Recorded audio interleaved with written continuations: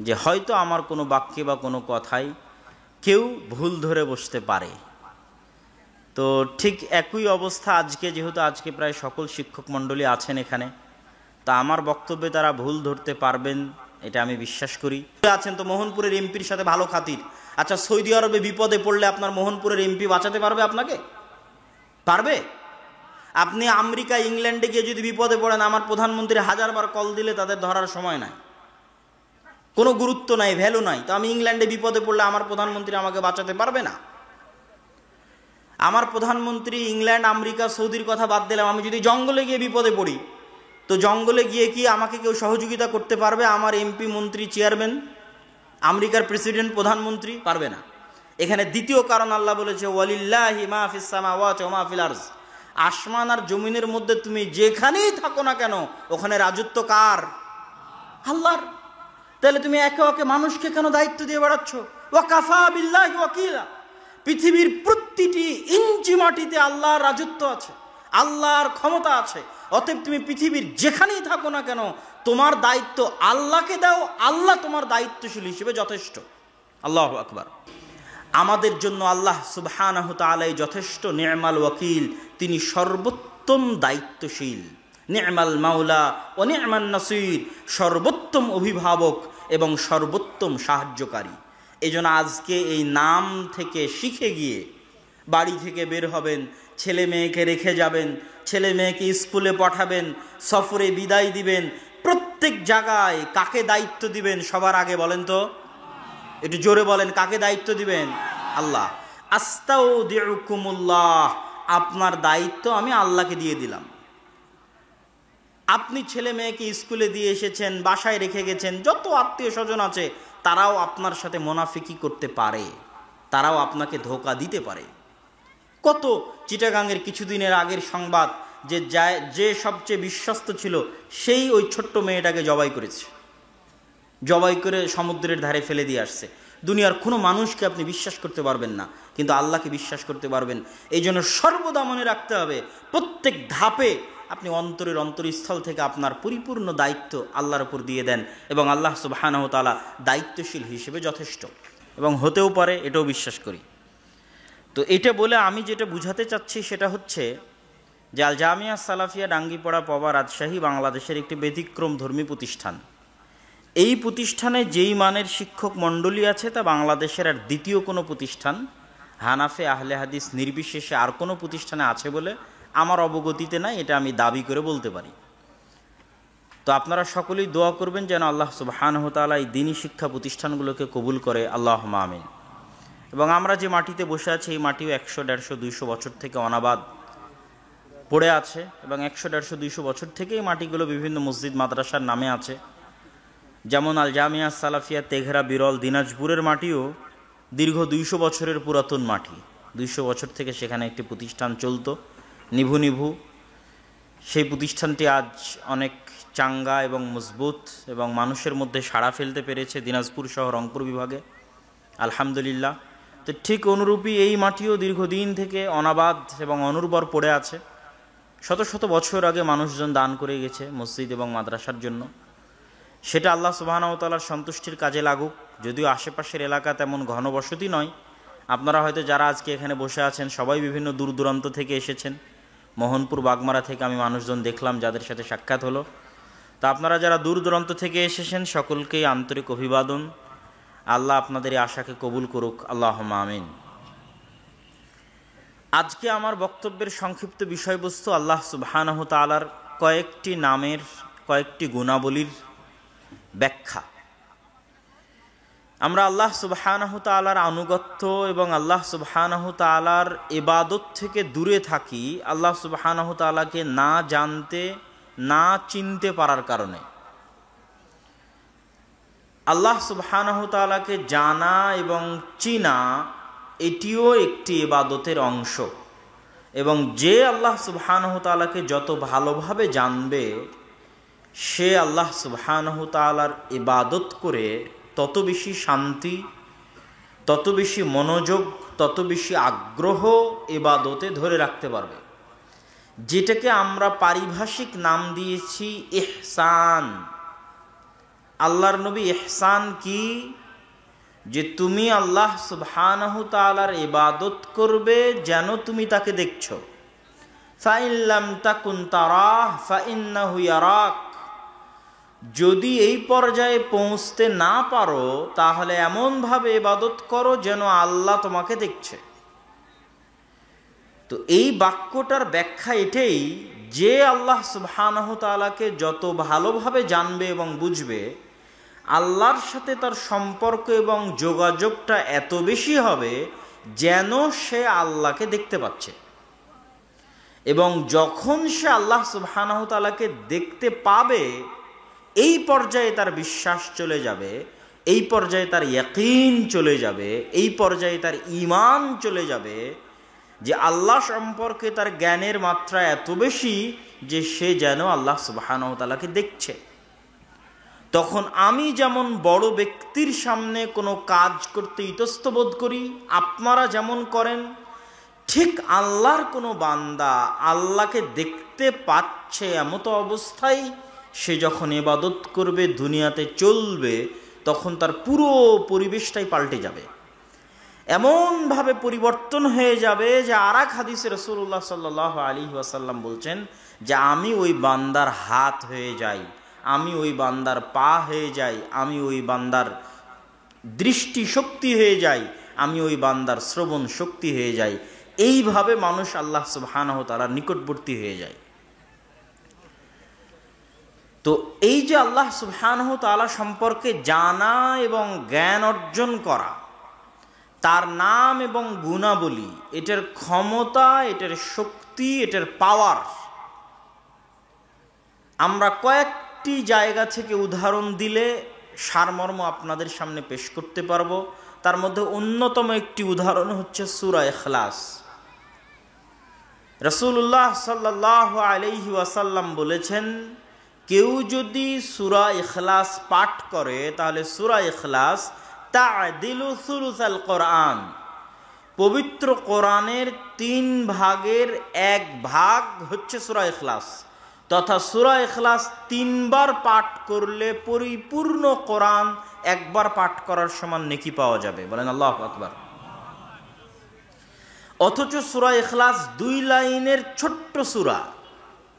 এই সূরার মধ্যে না আল্লাহ সুবহানাহু তাআলা তার গতানুগতিক স্বভাব অনুযায়ী না মানুষের উপর তার নেয়ামতের বর্ণনা দিয়েছেন, না অতীতের ইতিহাস বর্ণনা করেছেন, না জান্নাত এবং জাহান্নামের বর্ণনা দিয়েছেন। এই পুরো 2 লাইনের ছোট্ট সূরায় আল্লাহ সুবহানাহু তাআলা শুধু তার নিজের পরিচয় দিয়েছেন, তার গুণ বলেছেন। তো তার গুণ এবং তার নামের পাওয়ার এটাই যে শুধু তার গুণাবলী এবং নাম থাকার কারণে ছোট্ট সূরা 3 বার পড়লে কোরআন একবার পড়ার সমান হয়ে যাবে। এটা আল্লাহ সুবহানাহু ওয়া তাআলার নামের বরকত, গুণের বরকত। কুল হুয়াল্লাহু আহাদ আল্লাহুস সামাদ লাম ইয়ালিদ ওয়া লাম ইউলাদ ওয়া লাম ইয়াকুল লাহু কুফুয়ান আহাদ। এই প্রত্যেকটিতেই আল্লাহ সুবহানাহু ওয়া তাআলার গুণ বলা হয়েছে। ঠিক তেমনি রাসূলুল্লাহ সাল্লাল্লাহু আলাইহি ওয়াসাল্লাম বলেছেন যে কেউ যদি আয়াতুল কুরসি পাঠ করে দুবুরা কুল্লি সালাতিন, প্রত্যেক ফরজ সালাতের পরে, তাহলে জান্নাতে যেতে তাকে কোনো কিছুই বাধা দিবে না ইল্লাল মাউত, তার মৃত্যু ব্যতীত। কেউ যদি 5 ওয়াক্ত সালাতের পরে নিয়মিত সূরা আয়াতুল কুরসি, সূরা বাকারার আয়াতুল কুরসি পাঠ করে তাহলে সে জান্নাতে গেছেই, এখনো যায়নি এই জন্য যে সে মারা যায়নি। আল্লাহু আকবার। এই আয়াতুল কুরসির শুরু থেকে নিয়ে শেষ পর্যন্ত আল্লাহ সুবহানাহু তাআলা শুধু তার নাম এবং তার গুণাবলী বর্ণনা করেছেন। আল্লাহু লা ইলাহা ইল্লা হুয়াল হাইয়ুল কাইয়্যুম। আল্লাহ কে তোমরা জানো? আল্লাহর পরিচয় লা ইলাহা ইল্লাহু, যিনি ব্যতীত ইবাদতের যোগ্য কোনো মাবুদ, কোনো ইলাহ নেই। তিনি কে জানো? আল হাই আল কাইয়্যুম, চিরঞ্জীব, চিরস্থায়ী। যার কোনো মৃত্যু নাই, যার কোনো ধ্বংস নাই। পৃথিবীতে অবস্থান করা প্রতিটি জিনিসের মৃত্যু আছে এবং ধ্বংস আছে। লা তাখুযুহু সিনাতুন ওয়ালা নাওম। আল্লাহ কে জানো? যাকে তোমাদের মতো তন্দ্রা, নিদ্রা, ক্লান্তি স্পর্শ করে না। কোনো মানুষকে বলো বিনা ঘুমে 1 সপ্তাহ, 1 মাস, 1 বছর কাটিয়ে দিতে, মানুষের পক্ষে সম্ভব নয়। কোনো মানুষকে বলো ক্লান্তিবিহীন টানা কাজ করে যেতে, করতেই থাকছে, মানুষের পক্ষে সম্ভব নয়। তথা মানুষ মুখাপেক্ষী, মানুষ দুর্বল। ইন্নাল ইনসানা খুলিকা হালুআ। মানুষকে দুর্বল করে সৃষ্টি করা হয়েছে। কিন্তু আল্লাহ সুবহানাহু ওয়া তাআলা এগুলো সকল কিছু থেকে তিনি অমুখাপেক্ষী, তথা তিনি এগুলো কোনোটারই মুখাপেক্ষী নন। এগুলো আল্লাহর গুণ। মান যাল্লাযী ইয়াশফাউ ইনদাহু ইল্লা বিইযনিহি। এমন কি কেউ আছে পৃথিবীতে ক্ষমতাশালী, দাপটওয়ালা, বিত্তশালী, টাকা পয়সাওয়ালা, বড় নেতা, বড় এমপি, বড় মন্ত্রী, বিশ্বের শাসক, দেশের শাসক, মান যাল্লাযী ইয়াশফাউ ইনদাহু ইল্লা বিইযনিহি, যার ক্ষমতা আছে, যার সাহস আছে, যে আল্লাহর সামনে দাঁড়িয়ে কথা বলবে আল্লাহর অনুমতি ছাড়া। এটা আল্লাহর চ্যালেঞ্জ। আল্লাহ এই চ্যালেঞ্জ আয়াতুল কুরসির মধ্যে দিচ্ছেন। এগুলো সবই আল্লাহ সুবহানাহু ওয়া তাআলার ক্ষমতা, আল্লাহ সুবহানাহু ওয়া তাআলার পাওয়ার, আল্লাহ সুবহানাহু ওয়া তাআলার গুণ, আল্লাহ সুবহানাহু ওয়া তাআলার জ্ঞান। এগুলোর বর্ণনা এই পুরো আয়াতুল কুরসির মধ্যে আল্লাহ সুবহানাহু ওয়া তাআলা দিয়েছেন। এই জন্য আয়াতুল কুরসির এত ফজিলত, এই জন্য আয়াতুল কুরসির এত ক্ষমতা, এই জন্য আয়াতুল কুরসির এত পাওয়ার। কিন্তু আমাদের উদ্দেশ্য হচ্ছে এই আয়াতুল কুরসির মাধ্যমে, এই সূরা ইখলাসের মাধ্যমে আপনাদেরকে বুঝানো যে আল্লাহর নাম এবং আল্লাহর গুণাবলীর গুরুত্ব, তাৎপর্য কতখানি। সম্মানিত উপস্থিতি, এই জন্য রাসূলুল্লাহ সাল্লাল্লাহু আলাইহি ওয়াসাল্লাম বলেছেন, আন আবি হুরায়রা রাদিয়াল্লাহু তাআলা আনহু আন্নাহু ক্বাল। আবু হুরায়রা রাদিয়াল্লাহু তাআলা আনহু থেকে বর্ণিত, তিনি বলেন রাসূল সাল্লাল্লাহু আলাইহি ওয়াসাল্লাম বলেছেন, ইন্না লিল্লাহ 99 আসমা মান আহসাহা দাখালাল জান্নাহ। তোমরা জেনে রাখো আল্লাহর 99টি নাম রয়েছে। কেউ যদি এই 99টি নাম আয়ত্ত করে নেয়, সে জান্নাতে চলে গেছে। আল্লাহু আকবার। বুখারীর হাদিস, সহিহ হাদিস। আল্লাহ সুবহানাহু ওয়া তাআলার নাম এবং গুণাবলী আয়ত্ত করার ফজিলত। আয়ত্ত করা মানে কি? আমি মুখস্থ করা বলিনি। অনুবাদের মধ্যে যদি আপনারা খেয়াল করে থাকেন, তাহলে আমি বলিনি যে কেউ 99টি নাম মুখস্থ করে নিল। কেননা আরবিতেও হিফজ শব্দটা ব্যবহার করা নাই। আরবিতেও বলা আছে আহসাহা, ঘিরে নিল চারিদিক থেকে। কোন একটা জিনিস থেকে চারিদিক থেকে ঘিরে নিল। মান আহসাহা, এই পুরো 99টি নামকে যে আয়ত্ত করলো, ইবনুল কাইয়িম রাহিমাহুল্লাহ লিখছেন যে এই আল ইহসা, আল্লাহর নামেকে আয়ত্ত করা, মুখস্থ করা, যেটাই বলি, এটার কয়েকটি ব্যাখ্যা আছে যে কিভাবে আমরা আল্লাহ সুবহানাহু ওয়া তাআলার নামের ইবাদত করব। আল্লাহ সুবহানাহু ওয়া তাআলার নামের ইবাদত করতে গিয়ে ইবনুল কাইয়িম রাহিমাহুল্লাহ বলেছেন, এক, আমরা এই নামগুলো দিয়ে আল্লাহ সুবহানাহু ওয়া তাআলার নিকটে দোয়া করব। ওয়ালিল্লাহিল আসমাউল হুসনা ফাদউহু বিহা। আল্লাহ সুবহানাহু ওয়া তাআলার সুন্দর গুণাবলী সম্পন্ন নাম রয়েছে, তোমরা এই নাম দিয়ে আল্লাহ সুবহানাহু ওয়া তাআলাকে ডাকো। এটা হলো একটা ইবাদত, যে আল্লাহ সুবহানাহু ওয়া তাআলাকে ডাকতে হবে এই নামগুলো ব্যবহারের মাধ্যমে। দ্বিতীয় ইবাদত, যেটা থেকে আমরা গাফেল, কেউ আপনাকে এই ছোট্ট সূক্ষ্ম জিনিসটা ধরিয়ে দিবে না, সেটা হচ্ছে আল্লাহর গুণে গুণান্বিত হওয়া যায়, আল্লাহর রঙে রঙিন হওয়া যায়। আল্লাহর যে সমস্ত গুণ মানুষের জন্য অর্জন করা অসম্ভব, সেগুলোর কথা বলছি না, যেমন মানুষের জন্য অসম্ভব আল হাই আল কাইয়ুম হওয়া, যে মানুষ চিরঞ্জীব চিরস্থায়ী পৃথিবীতে থাকবে, এটা অসম্ভব। কিন্তু আল্লাহর বহু গুণ আছে যা অর্জন করার মানুষ চেষ্টা করতে পারে। আল্লাহর গুণ হচ্ছে গফুরুর রহিম, আল্লাহ ক্ষমাশীল দয়ালু। আপনি কি দয়ালু এবং ক্ষমাশীল হতে পারবেন না পারবেন না? কথা বলতে হবে, পারবেন না পারবেন না? পারবেন। আল্লাহ সুবহানাহু তাআলার একটা গুণ হচ্ছে আলিম, জ্ঞানী। আপনি কি জ্ঞানী হতে পারবেন না পারবেন না? পারবেন। তো আল্লাহ সুবহানাহু তাআলার যে গুণগুলো নিজেদের মধ্যে আনা সম্ভব, সেই গুণগুলো অর্জনের চেষ্টা করাও ইবাদত, আল্লাহর রঙে রঙিন হওয়া। এবং এর যেটা সবচেয়ে বড় ফজিলত, যে মানুষের মধ্যে আল্লাহর যেই গুণের বহিঃপ্রকাশ যত বেশি হবে, আল্লাহর ওই গুণের বহিঃপ্রকাশ ওই মানুষের উপরে তত বেশি হবে।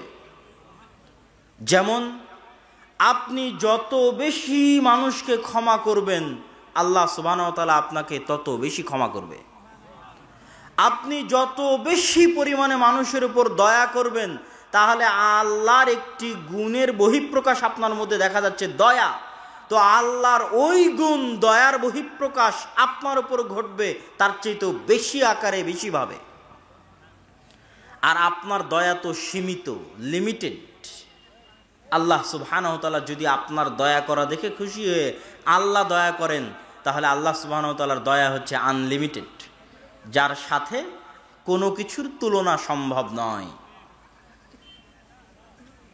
এই জন্য রাসূলুল্লাহ সাল্লাল্লাহু আলাইহি ওয়াসাল্লাম বলেছেন, ইরহামু মান ফিল আরদি ইয়ারহামুকুম মান ফিস সামা। তোমরা আল্লাহর দয়া পেতে চাও, তাহলে দুনিয়াতে যারা আছে তাদের উপর তোমরা দয়া করো। দুনিয়াবাসীর উপর যদি তোমরা দয়া করো, আল্লাহ তোমাদের উপর দয়া করবে। কিন্তু আমাদের চরিত্র সম্পূর্ণ উল্টা। আমরা সকাল সন্ধ্যা আল্লাহকে বলছি, আল্লাহ আপনি ক্ষমা করেন, কিন্তু আমার অফিসের অধীনস্থ কর্মচারী ভুল করলে আমি তাকে ক্ষমা করতে পারছি না। আমার স্ত্রী ভুল করলে আমি তাকে ক্ষমা করতে পারছি না। আমার বাড়ির কাজের লোক ভুল করলে আমি তাকে ক্ষমা করতে পারছি না। যেখানে আমি মানুষকে ক্ষমা করতে পারছি না, সেখানে কোন লজ্জায়, কোন শরমে আমি আল্লাহর কাছে ক্ষমা চাই যে আল্লাহ আমার অপরাধকে ক্ষমা করে দিবে? যেখানে আমি আমার বাড়ি থেকে প্রতিদিন ফকির এবং মিসকিনকে তাড়িয়ে দিচ্ছি, অসহায় মানুষের প্রতি দয়ার্দ্র দয়া দেখাতে পারছি না, সেখানে কোন লজ্জায় আমি চাই যে আল্লাহ আমার প্রতি দয়া করবেন? আল্লাহর একটি গুণ আছে আর রাজ্জাক। আপনি যত বেশি মানুষকে রিজিক দিবেন, আল্লাহ আপনার রাজ্জাক গুণের বহিঃপ্রকাশ আপনার উপর তত বেশি আকারে ঘটাবে। আপনি যদি মানুষকে রিজিক দিতে কার্পণ্য করেন, তো আল্লাহ আপনাকে রিজিক দিতে কার্পণ্য করবে। কিন্তু আপনার রিজিক দেওয়া সীমাবদ্ধ, আর আল্লাহর রিজিক দেওয়া আনলিমিটেড। সম্মানিত উপস্থিতি, আমি আমার বক্তব্য দীর্ঘায়িত না করে সংক্ষিপ্তভাবে আল্লাহ সুবহানাহু তাআলার 4টি নামের ব্যাখ্যা করে আমি আমার বক্তব্যের শেষের দিকে যাওয়ার চেষ্টা করব ইনশাআল্লাহুল আজিজ। আল্লাহ সুবহানাহু তাআলার একটি নাম হচ্ছে আস-সামাদ। আর আমার ছোট্ট গবেষণায় আমি বুঝেছি, ইসমে আজম বলতে যা বুঝায় সেটাই আস-সামাদ। এই জন্য যে ইসমে আজম নামে যত দোয়া আছে, ওই প্রতিটি দোয়ার মূল অংশটা হচ্ছে আস-সামাদ। দ্বিতীয়ত, এই আস-সামাদ নাম আল্লাহ সুবহানাহু তাআলা পবিত্র কোরআনে একবারই ব্যবহার করেছেন, সূরা ইখলাসের মধ্যে, আস-সামাদ। তৃতীয়ত, আস-সামাদ নামের উচ্চারণ তার হায়বাত এবং তার প্রভাবের প্রমাণ বহন করে, সামাদ নামটার উচ্চারণই। এবং ইসমে আজম সম্পর্কে যত দোয়া আছে, সকল দোয়ার মূল অংশ হচ্ছে আস-সামাদ। কুল হুয়াল্লাহু আহাদ আল্লাহুস সামাদ। সামাদ কি? সামাদকে বাংলায় আমরা বিভিন্নভাবে অনুবাদ করার চেষ্টা করি, কিন্তু এই সামাদ শব্দের প্রকৃত অনুবাদ বাংলা ভাষায় ফুটিয়ে তোলা অসম্ভব। আমরা সর্বোচ্চ এতদূর লিখতে পারি বাংলায় যে অমুখাপেক্ষী, এত দূর লিখতে পারি, কিন্তু এটা দিয়ে আস-সামাদ নামের পরিপূর্ণ অর্থ ফুটে ওঠে না। আস-সামাদ নামের অর্থের দুইটা দিক আছে। এক, আল্লাহ নিজে অমুখাপেক্ষী। দুই, আল্লাহ ব্যতীত বাকি সবাই আল্লাহর মুখাপেক্ষী। এই দুইটা দিক একসাথে আস-সামাদের অনুবাদে ফুটিয়ে তোলা যায় না। কিন্তু আস-সামাদের অর্থ হচ্ছে আল্লাহ অমুখাপেক্ষী, কিন্তু আল্লাহ ব্যতীত পৃথিবীতে আর যা কিছু আছে এরা সবাই মুখাপেক্ষী, বনি আদমও মুখাপেক্ষী, এবং বনি আদম আল্লাহর মুখাপেক্ষী সকাল সন্ধ্যায়। আল্লাহ সুবহানাহু তাআলার দ্বিতীয় নাম আমরা সংক্ষিপ্ত করে ব্যাখ্যা করে যাচ্ছি। আল্লাহ সুবহানাহু তাআলার দ্বিতীয় নাম হচ্ছে আল ওয়াকিল। আল্লাহ সুবহানাহু ওয়া তাআলা পবিত্র কোরআন মাজিদে বহু জায়গায় ওয়াকিল শব্দটা ব্যবহার করেছেন এবং আল্লাহকে ওয়াকিল হিসেবে ধরতে বলেছেন। আমরা ওয়াকিলকে বাংলায় বানিয়ে নিয়েছি উকিল। উকিল শব্দটা পরিপূর্ণ আরবি শব্দ। তাহলে কোর্টে আমরা উকিল কেন ধরি? কোর্টে আমরা উকিল এই জন্য ধরি, আমি যেই কাজটা করতে পারবো না, আমার পক্ষ থেকে সেই কাজটা করার দায়িত্ব আমি উকিলকে দিয়েছি। মানুষ চাইলে নিজেই নিজের মামলা আদালতে গিয়ে লড়তে পারে, এটা আমরা অনেকেই জানি না। আপনার নামে কেস হয়েছে, আপনি নিজেই আপনার উকিল হয়ে, মানে আপনার দায়িত্ব নিয়ে আপনি জজের সামনে দাঁড়িয়ে আপনার মামলা লড়তে পারবেন, কোনো বাধা নাই আইনি। কিন্তু আমরা যেহেতু আইন বুঝি না, এই জন্য আমরা একজন উকিলকে দায়িত্ব দিই, ভাই আপনি আমার পক্ষ হয়ে মামলাটা লড়বেন। তো আল্লাহ সুবহানাহু ওয়া তাআলা কোরআন মাজিদে আমাদের কি বলছে? রব্বুল মাশরিকি ওয়াল মাগরিব লা ইলাহা ইল্লাহু ফাত্তাখিযহু ওয়াকিলা। আল্লাহ হচ্ছেন পূর্বের রব, পশ্চিমের রব। পূর্ব এবং পশ্চিমের রব আল্লাহ। লা ইলাহা ইল্লাহু, আল্লাহ ব্যতীত ইবাদতের যোগ্য প্রকৃত সত্য কোনো মাবুদ নাই। ফাত্তাখিযহু ওয়াকিলা, তোমরা আল্লাহকে তোমাদের উকিল, মানে বাংলা ভাষায় উকিল, আরবিতে ওয়াকিল, তোমরা আল্লাহকে তোমাদের ওয়াকিল হিসেবে গ্রহণ করো। আল্লাহর আদেশ পবিত্র কোরআনে যে আল্লাহ আমাদের বলছে যেন আমরা আল্লাহ সুবহানাহু ওয়া তাআলাকে ওয়াকিল হিসেবে গ্রহণ করি। কিন্তু আমরা তো আদালতে মামলায় গিয়ে বুঝি যে উকিল হচ্ছে এই, তাহলে আল্লাহকে ওয়াকিল হিসেবে গ্রহণ করার অর্থ কি? এবং ওয়াকিল নাম থেকে নির্গত শব্দ হচ্ছে তাওয়াক্কুল। যত জায়গায় আল্লাহ সুবহানাহু তাআলা তাওয়াক্কুল করার কথা বলেছেন, তত জায়গায় অর্থ এটাই যে ওয়াতাওয়াক্কাল আলাল আজিজির রহিম, তোমরা পরাক্রমশালী দয়ালু আল্লাহকে তোমাদের উকিল বানাও, মানে দায়িত্ব দিয়ে নির্ভর হয়ে যাও। ওয়াতাওয়াক্কাল, ভরসা করো, মানে দায়িত্ব দিয়ে নির্ভর হয়ে যাও, তোমার দায়িত্ব দাও, দিয়ে নির্ভর হও। তো এই আদেশের রহস্য কি? কেন আল্লাহ সুবহানাহু ওয়া তাআলা আমাদের বলছেন যে আমরা আল্লাহকে দায়িত্ব দিব? এটার ব্যাখ্যা আপনাদেরকে সংক্ষিপ্তভাবে আমি করার চেষ্টা করি। আল্লাহ সুবহানাহু ওয়া তাআলা আরেক আয়াতে বলছেন, ওয়া তাওয়াক্কাল আলাল হাই আল্লাযী লা ইয়ামুত, তোমরা দায়িত্ব দাও ওই সত্তাকে যিনি চিরঞ্জীব, কোনোদিন মারা যাবেন না। এটা আল্লাহ কারণ বলছেন যে কেন আপনি আল্লাহকে দায়িত্ব দিবেন। এখন যদি আপনি মারা যান আর আপনার ছোট দুইটা বাচ্চা থাকে, তো ছোট একটা বা দুইটা বাচ্চার দায়িত্ব আপনি আপনার বোনকে বলছেন, বোন বা আমার ছেলে মেয়ে দুটো এতিম হয়ে যাচ্ছে, দেখে রাখিস। আপনার ভাইকে বলছেন, আমার ছেলে মেয়ে দুটো এতিম হয়ে যাচ্ছে, দেখে রাখিস। আপনাকে হয়তো পুলিশে গ্রেফতার করে নিয়ে জেলে চলে যাচ্ছে, আপনি আপনার ভাইকে বোনকে বলছেন, আমি জেলে চলে গেলাম, আমার এই জিনিসগুলো দেখে রাখিস। আচ্ছা, আপনার কাছে কি কোনো গ্যারেন্টি আছে যে আপনার জেলে চলে যাওয়ার পর আর আপনার মৃত্যুর 1 সেকেন্ডের মাথায় তারা মারা যাবে না? কথা বলতে হবে, কোনো গ্যারেন্টি আছে? কোনো গ্যারেন্টি নাই। তাহলে তাকে আপনি কোন ভরসায় দায়িত্ব দিচ্ছেন? এই জন্য আল্লাহ বলছে ওয়া তাওয়াক্কাল আলাল হাই আল্লাযী লা ইয়ামুত, ওই সত্তাকে দায়িত্ব দাও যে কোনোদিন মারা যাবে না। তোমার ভাই, তোমার বোন, তোমার আত্মীয় স্বজন এখনই মারা যেতে পারে। তুমি দুনিয়া থেকে বিদায় নেওয়ার পরে কেন, আগেও মারা যেতে পারে। অতএব তুমি তাদেরকে কোন ভরসায় তোমার ইতিম ছেলে মেয়ের দায়িত্ব দিচ্ছ? কোন ভরসায় তোমার পরিবারের দায়িত্ব দিচ্ছ? দায়িত্ব দাও তার প্রতি যিনি কোনো দিন মারা যাবেন না, তোমার বংশ গোষ্ঠী যদি দুনিয়া থেকে নির্মূল হয়ে যায়, তবু আল্লাহ সুবহানাহু ওয়া তাআলা চিরঞ্জীব হিসেবে থাকবে এবং তোমার দেওয়া দায়িত্ব পালন করবে। তোমরা দেখোনি পবিত্র কোরআনে আল্লাহ সুবহানাহু ওয়া তাআলা দুইজন ইয়েতিমের সন্তান সম্পদ ফিরিয়ে দিয়েছে, দুই ভাইয়ের সম্পদ ফিরিয়ে দিয়েছে নবী পাঠিয়ে, আর খিজির আলাইহিস সালাতু ওয়াস সালামকে পাঠিয়ে। ওদের কেউ ছিল না বংশবুনিয়াদ, কিন্তু বাপ মা দায়িত্ব দিয়ে গেছিল আল্লাহকে। তাদের পিতামাতা সৎ ছিল, তারা মরার সময় সম্পদ সন্তানের কাছে বুঝিয়ে দেওয়ার দায়িত্ব দিয়েছিল আল্লাহকে, যে আল্লাহ আমরা তো মারা যাচ্ছি, আমার দুই এতিম ছেলে মেয়ে রেখে যাচ্ছি, এই সম্পদগুলো যেন তারা বুঝে পায়, এই দায়িত্ব তোমাকে দিয়ে গেলাম। আল্লাহ সুবহানাহু ওয়া তাআলা পবিত্র কোরআন মাজিদে আরো কিছু কারণ উল্লেখ করেছেন যে কেন আমরা আল্লাহ সুবহানাহু ওয়া তাআলাকে দায়িত্ব দিব। আল্লাহ সুবহানাহু ওয়া তাআলা বলছেন, ওয়ালিল্লাহি মা ফিস সামাওয়াতি ওয়াল আরজ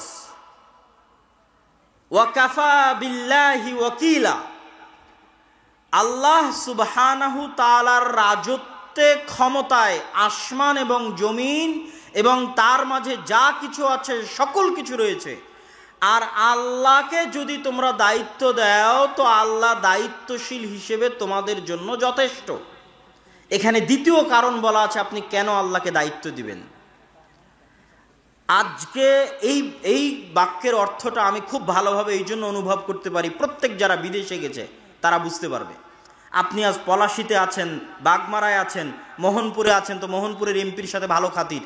আচ্ছা, সৌদি আরবে বিপদে পড়লে আপনার মোহনপুরের এমপি বাঁচাতে পারবে আপনাকে? পারবে? আপনি আমেরিকা ইংল্যান্ডে গিয়ে যদি বিপদে পড়েন, আমার প্রধানমন্ত্রী 1000 বার কল দিলে তাদের ধরার সময় নাই, কোনো গুরুত্ব নাই, ভ্যালু নাই। তো আমি ইংল্যান্ডে বিপদে পড়লে আমার প্রধানমন্ত্রী আমাকে বাঁচাতে পারবে না। আমার প্রধানমন্ত্রী ইংল্যান্ড, আমেরিকা, সৌদির কথা বাদ দিলাম, আমি যদি জঙ্গলে গিয়ে বিপদে পড়ি, তো জঙ্গলে গিয়ে কি আমাকে কেউ সহযোগিতা করতে পারবে? আমার এমপি, মন্ত্রী, চেয়ারম্যান, আমেরিকার প্রেসিডেন্ট, প্রধানমন্ত্রী পারবে না। এখানে দ্বিতীয় কারণ আল্লাহ বলেছে, ওয়ালিল্লাহি মা ফিস সামাওয়াতি ওয়া মা ফিল আরজ। আসমান আর জমিনের মধ্যে তুমি যেখানেই থাকো না কেন, ওখানে রাজত্ব কার? আল্লাহর। তাহলে তুমি একে একে মানুষকে কেন দায়িত্ব দিয়ে বেড়াচ্ছ? ওয়া কাফা বিল্লাহি ওয়াকিলা। পৃথিবীর প্রতিটি ইঞ্চি মাটিতে আল্লাহর রাজত্ব আছে, আল্লাহর ক্ষমতা আছে। অতএব তুমি পৃথিবীর যেখানেই থাকো না কেন, তোমার দায়িত্ব আল্লাহকে দাও, আল্লাহ তোমার দায়িত্বশীল হিসেবে যথেষ্ট। আল্লাহু আকবার। আল্লাহ সুবহানাহু ওয়া তাআলা তাকে দায়িত্বশীল করার জন্য তৃতীয় আর একটা কারণ বলছেন, ওয়া তাওয়াক্কাল আলাল্লাহ ইন্নাহু হুয়াস সামিউল আলিম। এই মাটির ঘরে যখন ঢুকলাম তখন মোবাইলের নেটওয়ার্ক কাজ করেনি। যে কোনো মুহূর্তে দেশের ইন্টারনেট যখন শাটডাউন হয় তখন ইন্টারনেট কাজ করে না। গাজার মানুষ যখন গাজায় সীমাবদ্ধ, পানির লাইন বন্ধ করে দিয়েছে, বিদ্যুতের লাইন বন্ধ করে দিয়েছে, ইন্টারনেট বন্ধ করে দিয়েছে, নেটওয়ার্ক বন্ধ করে দিয়েছে, তাহলে পৃথিবীর কোথাও সংবাদ পৌঁছানোর রাস্তা তাদের কাছে নাই। এই জন্য আল্লাহ বলছে, ওয়া তাওয়াক্কাল আলাল্লাহ ইন্নাহু হুয়াস সামিউল আলিম। পৃথিবীর সকল নেটওয়ার্ক যখন বিচ্ছিন্ন হয়ে যাবে, পৃথিবীর সকল ইন্টারনেট যখন শাটডাউন হয়ে যাবে, পৃথিবীর সকল মানুষ থেকে যখন তুমি বিচ্ছিন্ন হয়ে যাবে, ওয়া তাওয়াক্কাল আলাল্লাহ, তখনও আল্লাহ তোমাকে শুনতে পাচ্ছে এবং দেখতে পাচ্ছে। আল্লাহু আকবার। তখনও তুমি ওই মরুভূমিতে বসে, ওই গাজা শহরে বসে, ওই জঙ্গলে বসে, ওই দ্বীপে বসে আল্লাহকে ডাকতে পারো, আল্লাহকে তোমার দায়িত্ব দিতে পারো। ওয়া তাওয়াক্কাল আলাল্লাহ। অতএব দায়িত্বশীল হিসেবে আল্লাহ যথেষ্ট, আল্লাহকে দায়িত্ব দাও। সম্মানিত উপস্থিতি, আল্লাহ সুবহানাহু ওয়া তাআলাকে দায়িত্ব দেওয়ার ক্ষেত্রে এরকম বহু আয়াত আল্লাহ সুবহানাহু ওয়া তাআলা পবিত্র কোরআন মাজিদে বলেছে, যার একটা কথা আপনারা সবসময় বলে থাকেন, হাসবুনাল্লাহ ওয়া নি'মাল ওয়াকিল। আমাদের জন্য আল্লাহ সুবহানাহু ওয়া তাআলাই যথেষ্ট, নি'মাল ওয়াকিল, তিনি সর্বোত্তম দায়িত্বশীল। নি'মাল মাওলা ওয়া নি'মান নাসির, সর্বোত্তম অভিভাবক এবং সর্বোত্তম সাহায্যকারী। এজন্য আজকে এই নাম থেকে শিখে গিয়ে বাড়ি থেকে বের হবেন, ছেলে মেয়েকে রেখে যাবেন, ছেলে মেয়েকে স্কুলে পাঠাবেন, সফরে বিদায় দিবেন, প্রত্যেক জায়গায় কাকে দায়িত্ব দিবেন সবার আগে বলেন তো? একটু জোরে বলেন, কাকে দায়িত্ব দিবেন? আল্লাহ। আস্তাউদিউকুমুল্লাহ, আপনার দায়িত্ব আমি আল্লাহকে দিয়ে দিলাম। আপনি ছেলে মেয়েকে স্কুলে দিয়ে এসেছেন, বাসায় রেখে গেছেন, যত আত্মীয় স্বজন আছে তারাও আপনার সাথে মুনাফিকি করতে পারে। তারাও আপনাকে ধোঁকা দিতে পারে। কত চিটাগাংয়ের কিছুদিনের আগের সংবাদ যে সবচেয়ে বিশ্বস্ত ছিল সেই ওই ছোট্ট মেয়েটাকে জবাই করেছে, জবাই করে সমুদ্রের ধারে ফেলে দিয়ে আসছে। দুনিয়ার কোনো মানুষকে আপনি বিশ্বাস করতে পারবেন না, কিন্তু আল্লাহকে বিশ্বাস করতে পারবেন।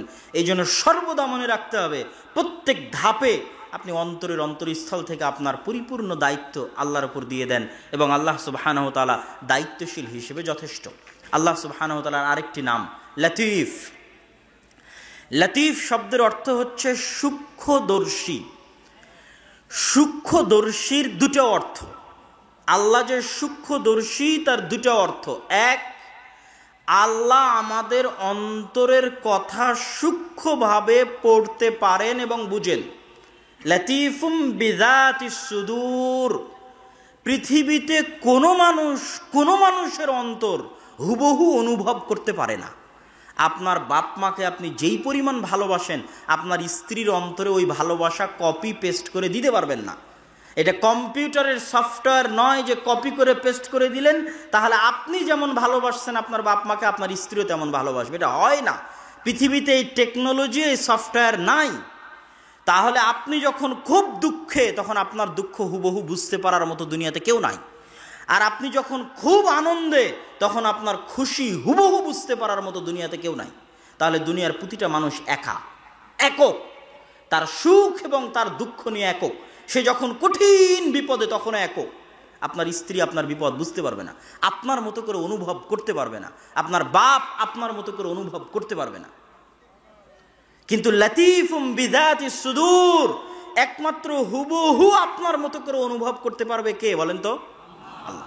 মানে আপনি যেই পরিমাণ কষ্টে আছেন হুবহু ওই কষ্ট ওইভাবে অনুভব করতে পারবেন একমাত্র আল্লাহ। ওই আনন্দ, ওই খুশি হুবহু ওইভাবে একমাত্র অনুভব করতে পারবেন আল্লাহ। এটা গেল একটা অর্থ যে আল্লাহ হচ্ছেন লতীফ, সূক্ষ্মদর্শী।